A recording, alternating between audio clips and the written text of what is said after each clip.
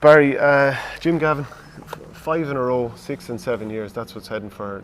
That would put him up there as the greatest of all time, would it? You'd have to say so. All going well on Sunday now, and the guys complete the job. Ahead of Miko now.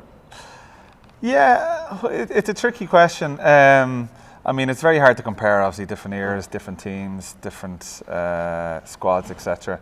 But over a 7-year campaign to just have the one defeat is phenomenal going, really. And that defeat against Donegal obviously probably helped the team and the squad to a certain degree because they changed their approach and philosophy. But the big thing that impresses me about Jim is, one, the fact that he's happy to delegate out tasks, amongst the management team, and he puts a bit of control back on the players as well in terms of them trying to find solutions to certain issues.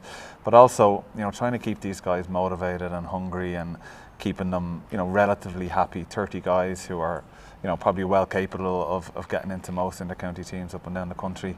It's not an easy task, and like you never hear lads saying a bad word about the management team, and I'm sure there's a lot of them that are quite frustrated at maybe not getting as much game time and different things. I mean, I know Paul Flynn retired earlier in the year, and he was such a main player for a number of years, and he didn't get on in the final last year, and huge amount of frustration there attached to it. But Jim is able to manage these situations so well that you got to give him a huge amount of credit for it, as well as with the management team as well.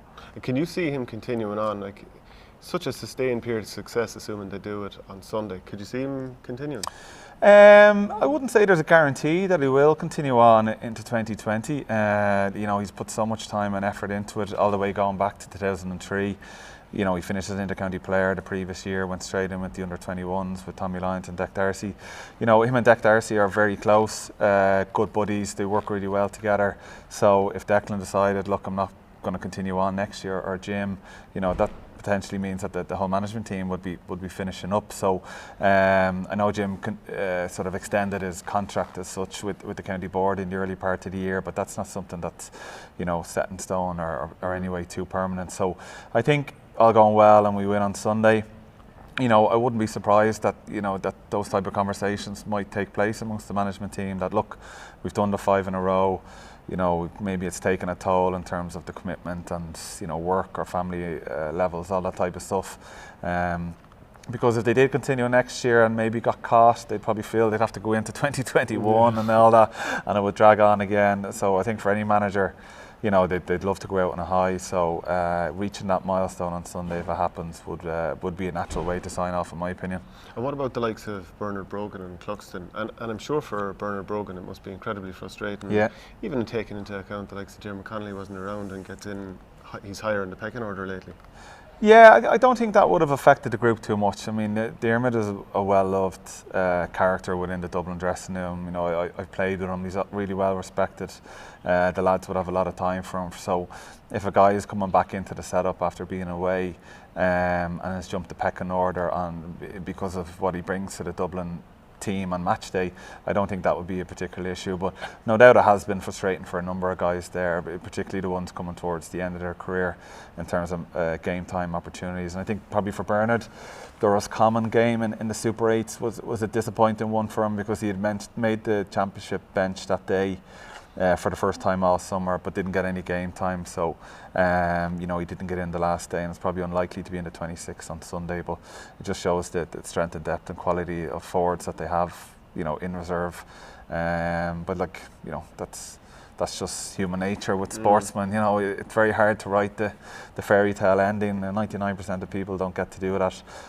You'd love to, play man of the match in the All-Ireland final in your last inter-county game and sail off into the sunset, but that's not reality. And do you think this could be the final time we see Bernard and Stephen Cluxton? I think for Bernard, yeah. I think on the back of doing his crusade at the early part of last year, he put in a phenomenal 18 to 20 months of effort in rehab and trying to get himself right. I think certainly, yeah, you'd expect him to finish up over the course of the winter. Stephen is an interesting one as well. I mean, he's been on the go since 2001. I think from Stephen's perspective, he'll go when he feels the time is right, or when maybe he feels like the body can't give any more. And I'd say, his groins and his hips from all the kicking he's done the last few years could have taken its toll. And again, Stephen is his own man, and a 5 stone milestone might be, a natural way to finish. And if he does finish, it would be a big thing for him and Jim Gavin to go at around the same time, and I think it probably would give other counties a bit more hope heading into next year, but we'll wait and see on that front. There was plenty of talk from the likes of Eamonn Fitzmaurice and Aidan O'Mahony coming into this final, talking about David Gough shouldn't be named referee. Ultimately he is named referee. What did you make of that? Yeah, it was a funny one. I certainly don't think there was an orchestrated campaign by former Kerry players around trying to put extra pressure on David Gough. I personally think it was more of an individual issue that maybe Eamonn Fitzmaurice would have against David Gough going back to the 2016 All-Ireland semi-final. There was a couple of marginal calls there towards the end of the game when it was in the game was very much in the mix that went in Dublin's favour. And I think Eamonn maybe is still a bit sour over that, and that was probably the main reason that he raised it. I think from David Gough's perspective, the fact that he has lived or worked in Dublin is not an issue at all, or doesn't come into the conversation. I think it's a little bit unfair on him now that he has that big opportunity to referee an All-Ireland senior football final.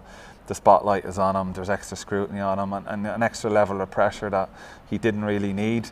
But Kerry having an issue with David Gough refereeing the final, like a Mead man refereeing a Dublin final, people may have an issue with that, going back 10, 20 years ago, that probably would have been the case. But I think from Eamonn's perspective, it was more a bit of a personal gripe and maybe a little bit of soreness there going back to those decisions 3 years ago. What's it like playing in a Dublin-Kerry game, atmosphere-wise?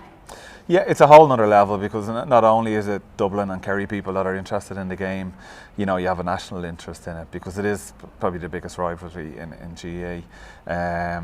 Dublin-Kerry games tend to take on a bit of a life of their own. They tend to go up another notch or two, and we've had a lot of great games in recent years. But people probably forget that there was 20, 25 years there where Dublin and Kerry didn't play each other from 2001 all the way back probably into the early or mid 80s.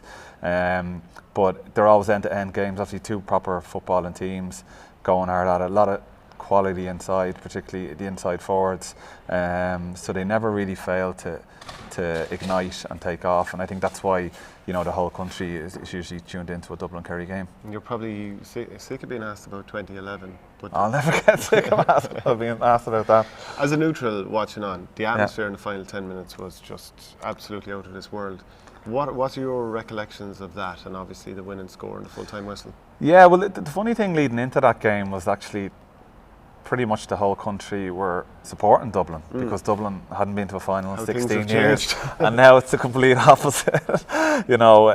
Even Kerry's arch rivals, maybe in Cork or Tyrone, are probably hoping for a Kerry win, because they want to try and see an end to this Dublin dominance. But it was fantastic for us getting over the Donegal semi-final and having that 3-week lead into the final. It was a massive time for the players and the group, because none of us experienced that before, and the city really came alive. The atmosphere was electric, and it looked at one point that Kerry were going to pull away after getting that 4-point lead. Kevin McManaman came on and got the goal and changed everything for us, and then I think we took the lead really at just the ideal opportunity, and I think for Kerry on Sunday they nearly need to take the lead in injury time if they're hoped to squeeze out a win. But I think the manner of the victory, the fact that Dublin hadn't done it in 16 years, the fact that the goalkeeper came up and scored it in injury time, and also against your arch rivals, all had a really good sort of perfect storm from our perspective. And it was still to this day, very very few days ago past without someone referencing it to me, and talking about seeing grown adult men crying for the first time and all this type of stuff in the stands. It's hard to believe, considering the success the team has had the last 8-9 years. So who wins on Sunday? Look, I mean, Dublin are heavy enough favourites, which justifiably so. I think from Kerry's perspective, they just got to keep it so tight in the first half and nearly kill the game in terms of no attacking football or free-flowing football. Get in at half-time in and around Dublin and take it from there. Dublin have sort of traditionally been a bit slow starters in the first half, so maybe Kerry could capitalise on that. But for Kerry to win, they need to outgoal Dublin. They probably need 2 or 3 goals at a minimum, but you'd have to fancy Dublin just with their quality of players, the level of experience, their strength and conditioning, whereby they're able to power on midway through the second half. Obviously a stronger bench as well. But it's really, I think, the forward line. I mean, they've top class forwards, so even if there's a couple of guys who aren't maybe hitting their stride, they've other guys to bring in. If Dublin start well, it could be a comfortable afternoon for them, but I think Kerry will probably keep Dublin within arm's length for the majority of the game, and with Dublin to push on and probably win by 4 or 5 points in the end. Thanks very much, Barry. Enjoy. Cheers, Shane. No worries.